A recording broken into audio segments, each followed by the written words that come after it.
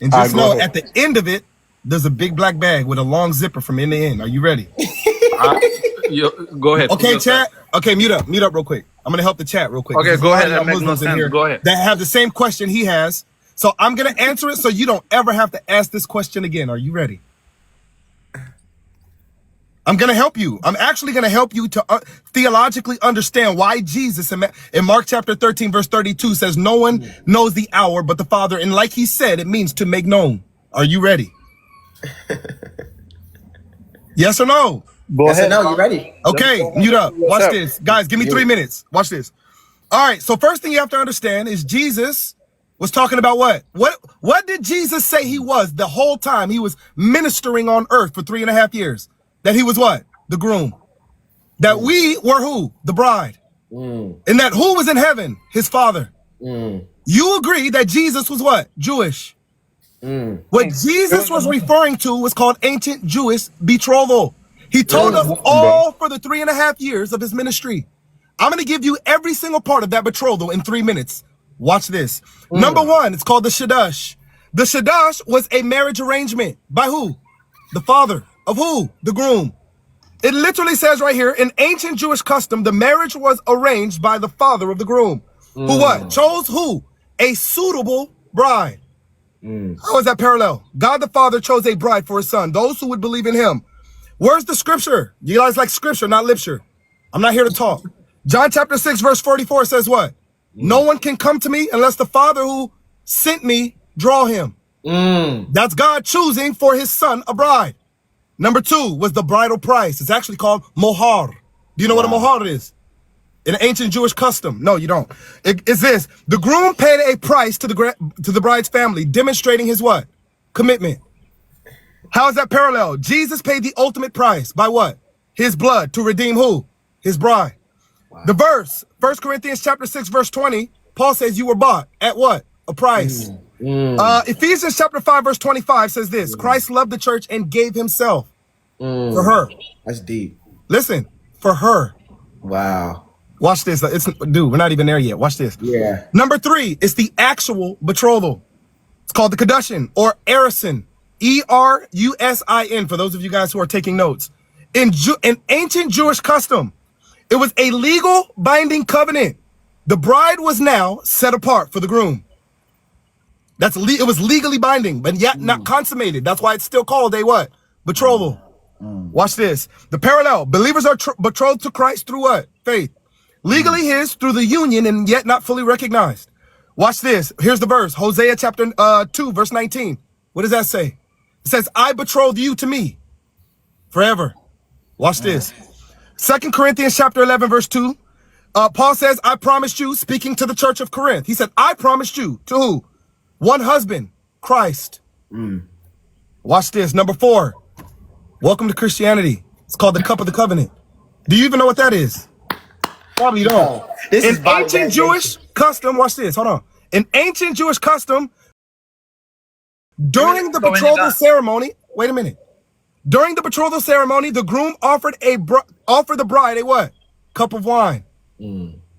Christians, is it computing? In ancient Jewish custom, the groom offered his bride a cup of wine. When do we see Jesus offering a cup of wine? At the Last Supper. Yes. Watch this. It says this. Jesus offered the cup of the new covenant at the Last Supper. Here's the verse. Luke chapter 22, verse 20. Write it down.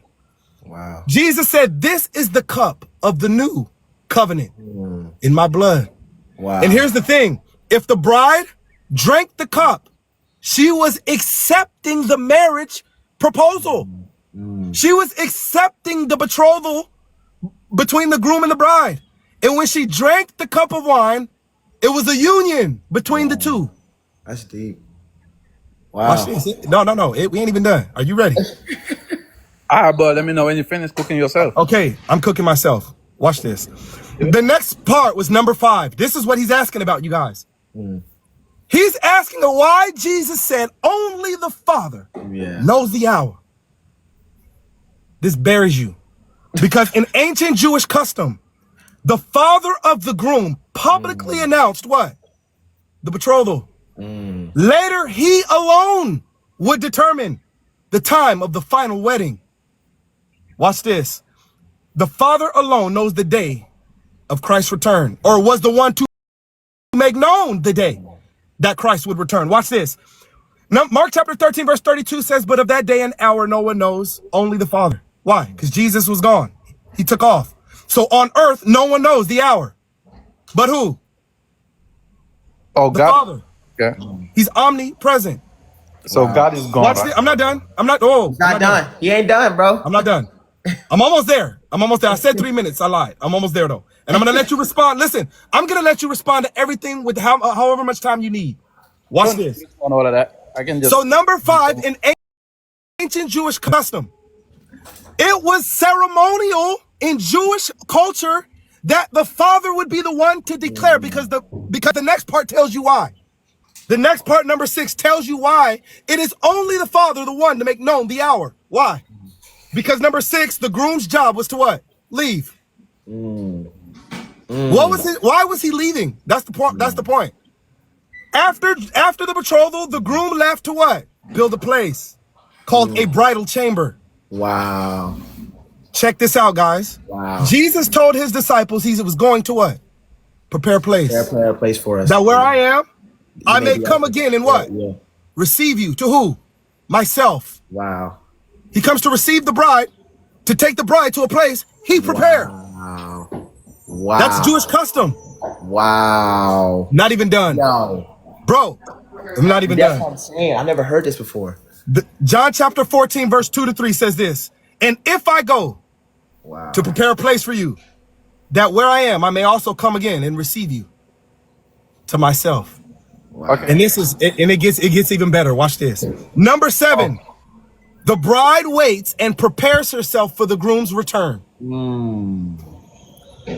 While the groom was away, the bride prepares herself, remains pure, and is always ready, because she did not know the day he would return.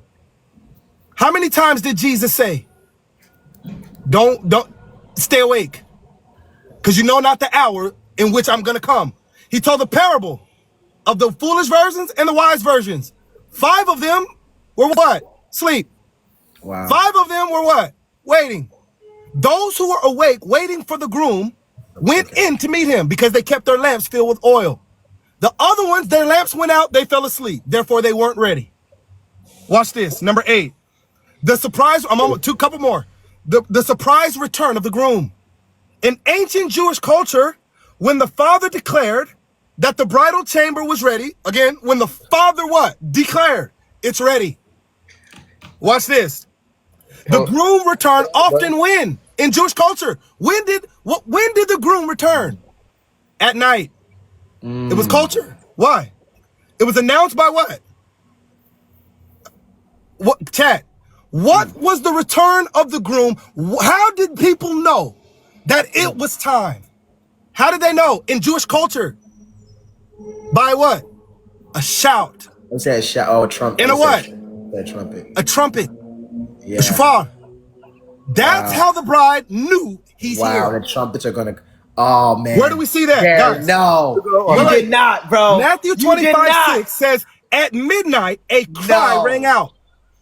Here's the bridegroom come out to meet him.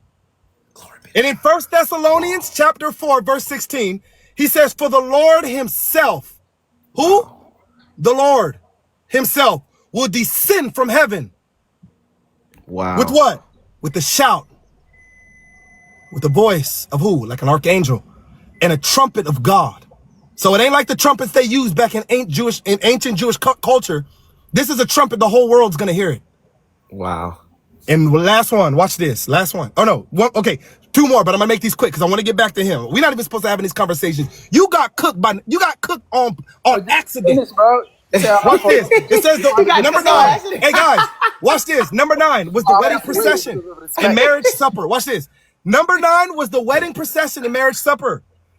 In ancient Jewish custom, the bride was taken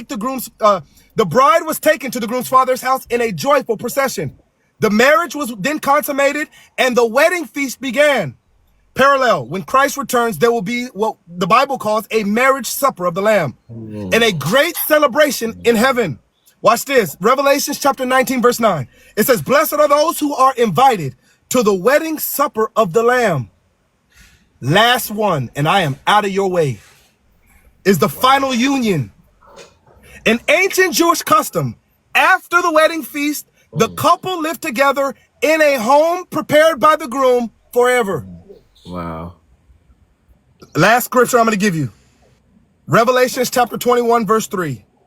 Now the dwelling of God is with men, and he will live with them forever.